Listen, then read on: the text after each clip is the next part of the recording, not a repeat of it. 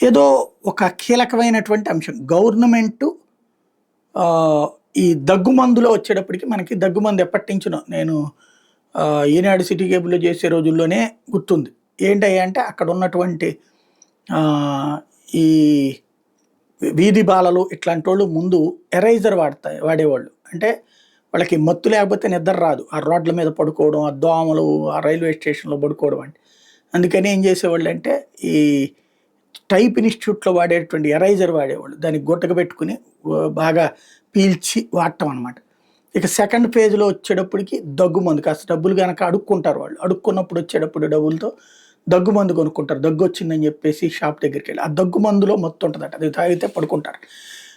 అప్పటినుంచి కూడా మామూలుగా డ్రగ్స్ అలవాటు లేనటువంటోళ్ళు, కాస్త మత్తు కావాలనుకునేటువంటోళ్ళు, మత్తు టాబ్లెట్లు దొరకనటువంటోళ్ళు ఇది వాడటం అలవాటయింది. అయితే ఇప్పుడు తాజాగా కేంద్ర ప్రభుత్వం అందుకనే ఈ కారణంగా ఏదైతే దగ్గుమందులో మత్తుని కలిగించేటటువంటి వాటిని నిషేధించేదట.